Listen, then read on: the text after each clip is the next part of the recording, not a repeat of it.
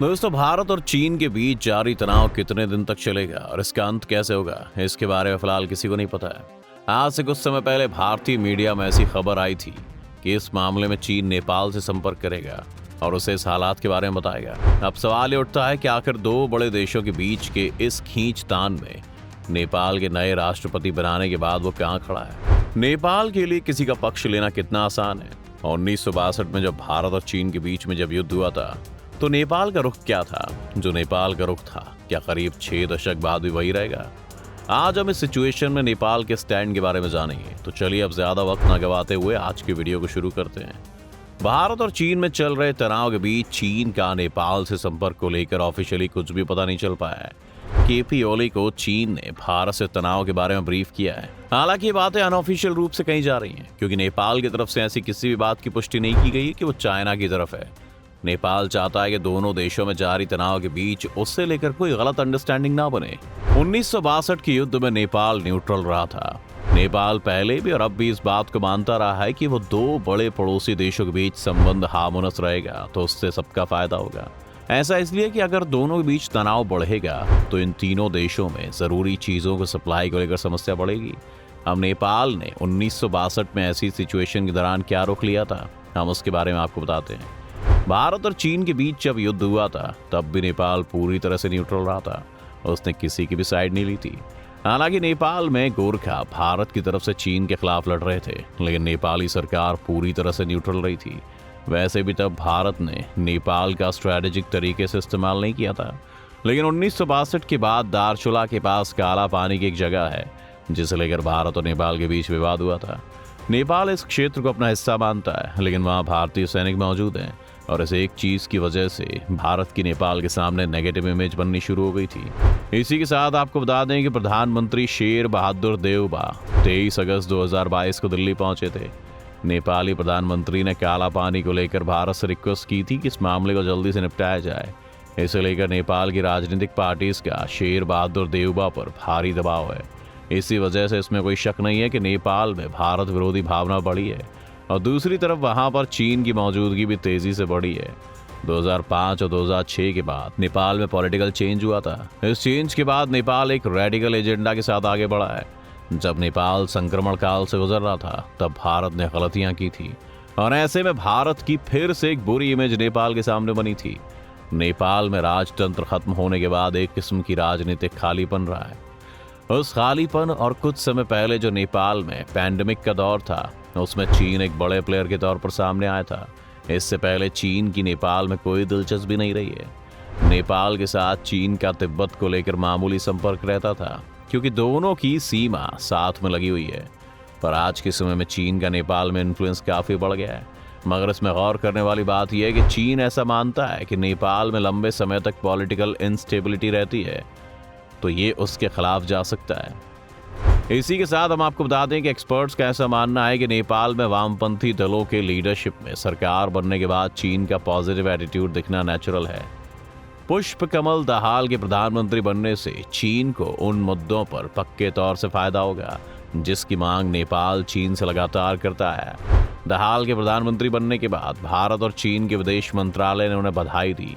Beijing प्रशासन ने विश्वास व्यक्त किया था कि मौजूदा नेपाल सरकार आम नागरिकों और राजनीतिक दलों के बीच कम्युनिकेशन और सपोर्ट स्टैब्लिश कर नेपाल को लगातार स्टेबिलिटी और इकोनॉमिक प्रॉस्पेरिटी की राह की ओर ले जाएगी। वहीं चीन के प्रधानमंत्री ली केकियांग ने प्रचंड को बधाई देते हुए कहा था कि वो चीन और नेपाल की स्ट्रैटेजिक पार्टनरशिप को आगे बढ़ाने के लिए मिलकर काम करने के लिए तैयार हैं। नेपाल में नई सरकार के गठन के अगले ही दिन नेपाल और चीन के बीच रेल संपर्क स्थापित करने के प्रैक्टिकल एस्पेक्ट को एनालाइज करने के लिए चीन की एक टेक्निकल टीम काठमांडू पहुंची थी। इसके ठीक एक दिन बाद चीनी पक्ष ने रासुआगादी केरुंग क्रॉसिंग को खोलने का फैसला किया था, जो कि कोविड-19 महामारी के समय से बंद थी। पिछले हफ्ते चीन सरकार के माउथपीस कहे जाने वाले ग्लोबल टाइम्स ने प्रचंड को प्रधानमंत्री नियुक्त किए जाने के बाद घुसपैठ द्वारा काठमांडू को नियंत्रित करने का अमेरिकी प्रयास विफल शीर्षक से एक लेख पब्लिश किया था। इस बीच काठमांडू स्थित चीनी दूतावास के ऑफिशियल राजदूत ने प्रधानमंत्री प्रचंड से मुलाकात की और चीनी सरकार की ओर से उन्हें बधाई दी। दूसरी ओर बीजिंग में चीन के विदेश मंत्रालय के एशियाई मामलों के डायरेक्टर जनरल लियू जिनसोंग ने चीन में नेपाली राजदूत के साथ बायलैटरल रिलेशंस में कई सारे मुद्दों पर चर्चा की। इन सभी डेवलपमेंट्स के साथ और नेपाल में नई सरकार बनने के बाद ये किसी भी तरह से अनयूजुअल नहीं है कि चीन नेपाल को एक नए रास्ते पर चलने की उम्मीद कर रहा है। चीन नेपाल और वहां हुए चेंजेस के बारे में अच्छी तरह से एनालिसिस कर रहा है। इससे उन्हें फायदा ये होगा कि चीन नेपाल से अच्छे रिलेशन बनाने में ये एनालिसिस काफी काम आएगा। इससे भारत और नेपाल के रिश्ते कमजोर हो सकते हैं। एक्सपर्ट्स ने ऐसी उम्मीद जताई है कि नेपाल की नई सरकार के साथ चीन थोड़ा ज्यादा नेचुरल फील कर सकता है। उनके मुताबिक नेपाल में वामपंथी सरकार काफी आम तरीके से बनी है, तो इन दोनों देशों के लिए उम्मीद स्वाभाविक है कि दोनों पार्टीज नेपाल और चीन के वामपंथी दल के आपसी संबंध के कारण थोड़ा बेहतर होने की उम्मीद रखी जा सकती है।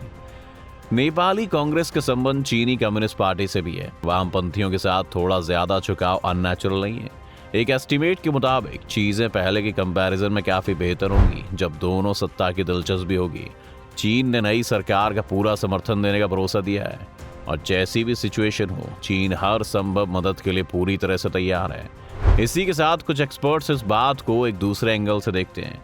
प्रचंड जब प्रधानमंत्री बने तो उन्होंने चीन के साथ बढ़ते संबंध को देखकर क्रॉसिंग को नहीं खोला था। वो महज सिर्फ एक इत्तेफाक था। नेपाल पहले से इस पर लगातार काम कर रहा था और इसमें कोई शक नहीं है कि नई सरकार आने के बाद चीजों में कुछ हद तक तेजी आई है।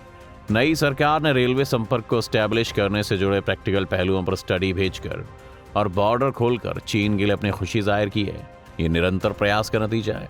इतना ही नहीं, चीन की पीपल्स कांग्रेस के स्पीकर ली चांगशू ने कुछ समय पहले नेपाल का दौरा किया था। तब प्रधानमंत्री शेर बहादुर देउबा के साथ प्रमुख दलों के नेताओं ने चीन से ब्लॉक्ड बॉर्डर को खोलने की रिक्वेस्ट की थी। सीमा बंद होने की वजह से नेपाल और चीन के बिजनेस में भारी गिरावट हुई थी और नेपाली बिजनेसमैन ने इसको लेकर अपना गुस्सा जताया था। उस वक्त भी रेलवे संपर्क स्टैब्लिश करने की प्रैक्टिकलिटी पर स्टडी कराने को लेकर बात हुई थी। केरंग को काठमांडू से जोड़ने वाली रेलवे को कम्युनिकेशन नेटवर्क के बुनियादी ढांचे के रूप में लिया गया था, जिसे नेपाल में बेल्ट एंड रोड इनिशिएटिव के तहत लागू किया जा सकता है। वहीं China railway survey and design group की टीम के एक्सपर्ट्स ने कहा है कि अभी एक स्टडी शुरू हुई है जिसे पूरा करने में 42 महीने लगेंगे। चीन की ओर से पहले की गई स्टडी से पता चला था कि मुश्किल जियोलॉजिकल स्ट्रक्चर वाले पहाड़ी और प्रोटेक्टेड एरियाज में बनने वाली रेलवे की लंबाई 72.2 किलोमीटर होगी। इसी के साथ ये भी कहा गया कि इनलैंड रेलवे के स्ट्रक्चर का 98.8% हिस्सा सुरंगों और विशाल पुलों का होगा, जिसकी एस्टिमेटेड कॉस्ट केवल नेपाल की ओर निर्माण के लिए 293 अरब नेपाली रुपए है। कुछ एक्सपर्ट्स ने परियोजना के भविष्य पर डाउट जताते हुए कहा है कि नेपाल इतना बड़ा इन्वेस्टमेंट कैरी नहीं कर सकता है, लेकिन सभी एनालिसिस के रिजल्ट के बाद रेलवे कंस्ट्रक्शन की कॉस्ट का एस्टिमेट लगाया जाएगा। उनके मुताबिक चीन नेपाल की सब्सिडी प्रोवाइड कराने के साथ इस परियोजना का निर्माण करेगा। एक बार कॉस्ट का एस्टिमेट लगाने के बाद यह सवाल आता है कि क्या चीन इसे अफोर्ड कर पाएगा या नहीं, क्योंकि इस समय आप सभी जानते हैं कि चीन की इकोनॉमिक ग्रोथ कोविड रेस्ट्रिक्शंस की वजह से लगातार गिर रही है। खैर, इन सभी चीजों को जानने के बाद आप समझ चुके होंगे कि चीन लगातार नेपाल से अच्छे रिश्ते के लिए काफी कुछ कर रहा है। अब भारत के नजरिए से इसे देखें तो सबसे पहले तो ये समझ लीजिए कि प्रचंड को समर्थन देने वाले नेपाल के पूर्व प्रधानमंत्री केपी शर्मा ओली भारत के खिलाफ बयान देते रहे। सीमा विवाद और भगवान राम के जन्म को लेकर उन्होंने कई कंट्रोवर्शियल स्टेटमेंट्स दिए हैं। इस पर जब प्रचंड से पूछा गया तो उन्होंने कहा कि ये सब बातें अब इतिहास हो गई हैं, सिचुएशन बदल चुकी है, अब विश्वास का एनवायरनमेंट बन रहा है। नेपाल अब प्रो नेपाल वाली राजनीति पर जाना चाहता है। भारत और चीन जैसे बाकी देशों के साथ अच्छे संबंध बनाना उनका ऑब्जेक्टिव होगा। राजशाही के समय में किसी को भारत समर्थक, किसी को चीन समर्थक तो किसी को अमेरिका समर्थक कहा जाता था। तब नेपाल की राजनीति को डिवाइड करके चलाने की गलत परंपरा थी।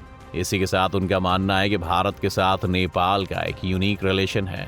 नेपाल का बॉर्डर, इतिहास, भाषा, संस्कृति और लोगों का आपसी जुड़ाव काफी खास है। इसी के मुताबिक वो भारत और नेपाल के संबंधों को आगे लेकर जाना चाहते हैं। इसी के साथ उन्होंने ये बात भी साफ की कि नेपाल अब कोई pro China, pro India, pro America की बात नहीं है। वो सबके साथ मिलकर काम करना चाहते हैं और ये बात बस साबित करके दिखाएंगे। इन सभी बातों को जानने के बाद भारत को नेपाल के साथ अपने रिलेशंस और बेहतर बनाने के लिए जल्दी कुछ कदम उठाने पड़ेंगे। तो आपका इसके बारे में क्या ख्याल है? क्या आपको लगता है कि अब नेपाल अब भारत से दूर हो जाएगा और चीन का हाथ थाम लेगा? आप सभी अपने व्यूज हमें कमेंट सेक्शन में जरूर बताएं। अगर आपको ये वीडियो पसंद आई तो वीडियो को लाइक करें और शेयर का बटन दबाएं। बाकी जितने भी लोग हमारे चैनल पर पहली बार आए वो सब्सक्राइब और बेल आइकन का बटन दबाएं ताकि हमारे आने वाली सभी वीडियोस का नोटिफिकेशन आपको सबसे पहले मिले।